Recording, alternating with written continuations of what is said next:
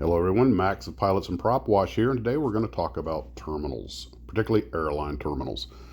No matter how beautiful a day it is and no matter how good your day is going, nothing can take the fun out of what's going on in your travel experiences like getting stuck in an airline terminal. Of course, one of the biggest problems you have is that people in airline terminals by nature are going to and fro. They have places to go and things to do. And when you get through security and sit in the terminal and wait for a flight, psychologically, it's just not good for you. You're supposed to be going someplace and you hate to be just milling around. The food's expensive. There's often not too many comfortable seats. And quite frankly, a lot of times there's not even enough restrooms. But a lot of that's been addressed in recent years, and there have been some major overhauls of a lot of terminals, although some of them are still quite a chore to deal with. So I thought I would go over a few that I experience regularly and just talk about terminals in general, the good, the bad, and the ugly. First one I thought about was Boston, because that happens to be where I'm doing this recording. Now, Boston has several different terminals, and now you can clear security and move back and forth between most of those terminals without having to go back out of security. That wasn't always the case, but now that it is, and they've spent a lot of money modernizing the facility, it's actually a very nice terminal. And like many terminals, there was only a limited amount of footprint space, so they had to work with what currently existed. And they've done a good job overall. It's one of my preferred airports. There's several good places to eat. By airport standards, the prices are not outrageous. A lot of the new terminals are clean and neat. It's just a nice place and less traumatic than some of the others I go to. And speaking of Boston's neighbor, we have Kennedy and LaGuardia. Now, Kennedy and LaGuardia have both undergone a great deal of construction. There's still some underway, in fact, as has Newark for that matter. And their new terminals are an enormous improvement over the old ones. I particularly enjoy the JetBlue terminal, which goes to the 1960s TWA hotel, but that's something for another video. But although New York, from a driving standpoint and getting to the terminal, is a bit of a nightmare, since JFK has the air train, you can now go to the airport without having to use a car. And they also have an air train that just goes in a circle between the different terminals. It's still a confusing place and not an airport or a terminal for the uninitiated, but it's a lot better than it used to be. And again, there are some halfway decent food deals to be found there. It's clean and airy in the newer parts, and the older parts are largely in the process of being replaced. So kudos to them for making it a much better experience than it used to be. Of course, LaGuardia underwent a multi-billion-dollar complete and utter renovation. It's an entirely new building.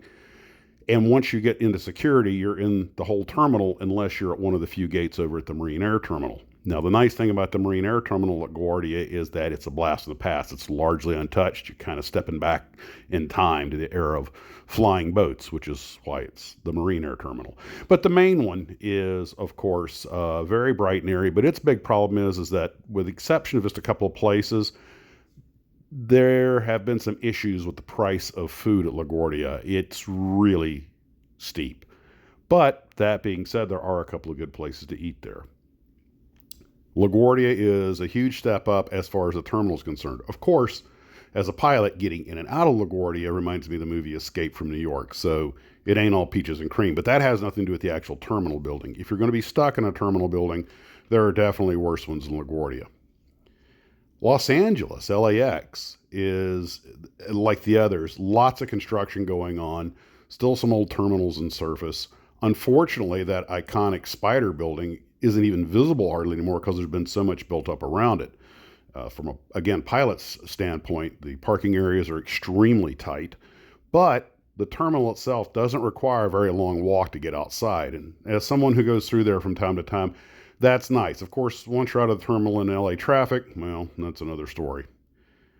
Salt Lake City is another place I've gone quite a bit lately, and it has a very pretty terminal. It's very airy, lots of food choices. A very upbeat place. Its problem is, depending on where you are parked, if you're in the B terminal, you've got the long march, the better part of a mile to get to your parking. They do have some moving sidewalks. They usually seem to be in operation. But my only complaint with Salt Lake City is just the walk.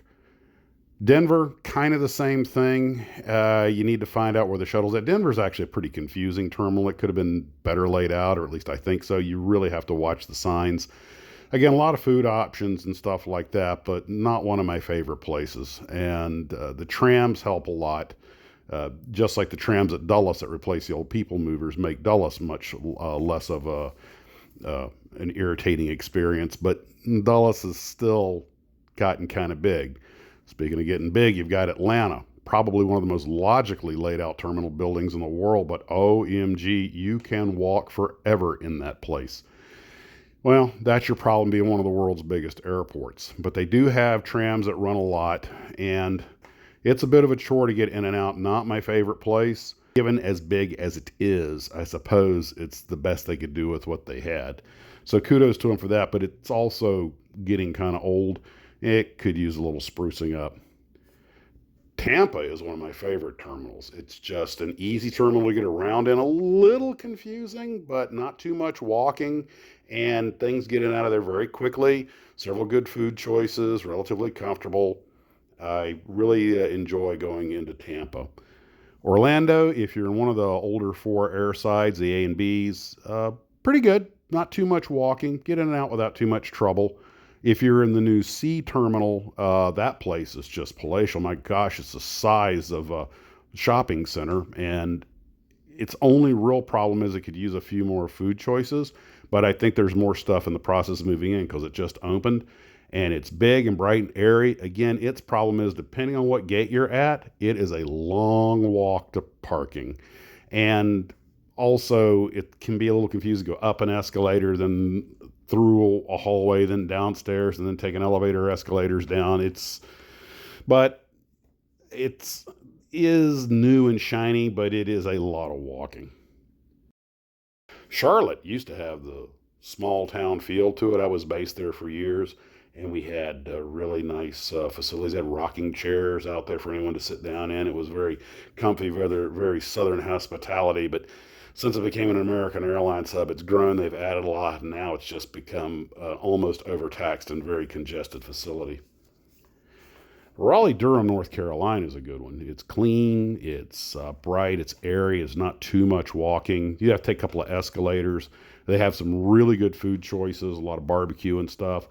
That's a good airport and very, very good layout, but that for the runways, but that's a pilot thing. One of the airports I used to dread going to was Toronto up in Canada because it was so much walking. I mean, to get through customs because we were coming in international, it was the long march. Montreal could be a hike, but it wasn't as bad, so we preferred going to Montreal. And of course, it was very neat and very clean, very tidy, very Canadian. The new terminal at Nassau is really nice. A little confusing, but people will point you which way to go, but you get in and out pretty quick. So the Bahamas did a good job investing in their new terminal, but unfortunately, your food choices are very limited. San Juan, Puerto Rico has a really interesting layout. It's an old airport. The only new terminal is the A terminal, which isn't really that new, but it's easy to get in and out in a hurry. And that's really important in a terminal. And they actually, when the restaurants are open, they have food options, but they've got some weird hours. So I like San Juan because of its ease of operation, but they really need to keep those restaurants open longer. Barranquilla and Ponce also down in Puerto Rico. Now these are smaller airports and they have very tiny terminals, and I love them because they're like going back in time. In Barranquilla, the terminal is actually built on an old Air Force hangar, and Ponce at Mercedes, it's just this tiny little airport with this tiny little terminal. It's just so quaint, and that's what I like about it. Washington National Airport has a really nice terminal, one of the biggest in the area. Now that everything's moved behind security, there's just a single security checkpoint. You can move around the whole airport. It's a lot better. A lot of good food options, and they also keep you from having to walk too far because the airport just isn't that big. So although it's a trick to fly in and out of there, once you're in the terminal, it's actually pretty nice. I enjoy going there, and when we have to go pick up a ride, you don't have to do the long march. Well, those are just a couple of examples. There's so many more, like Miami, which is old and dingy, and it definitely needs a facelift. And of course, we have other ones that are scattered all over the country that are mid-sized airports: Syracuse, Buffalo, Rochester, White Plains. White Plains has got a tiny terminal that's way undersized. They definitely need something bigger. They also need a bigger runway, but I digress. Point I'm driving at is that the terminal experience in a place like White Plains is not terribly pleasant at all. It's small, there's very few options. Security is always a log jam, but they won't build a bigger terminal. Go figure. In the end, what I'm driving at is that the terminal experience is one of the biggest parts of the airline experience, and it can make or break your trip. And they're normally the most tedious part of traveling. So my hat's off to the airports that try to bring a little humanity back to travel and make the terminal experience as nice as possible. So guys, I know you've all got stories on travel that have to do with the terminal. Let's hear them in the comments section below. Max of Pilots and Prop Wash. Blue skies and tailwinds.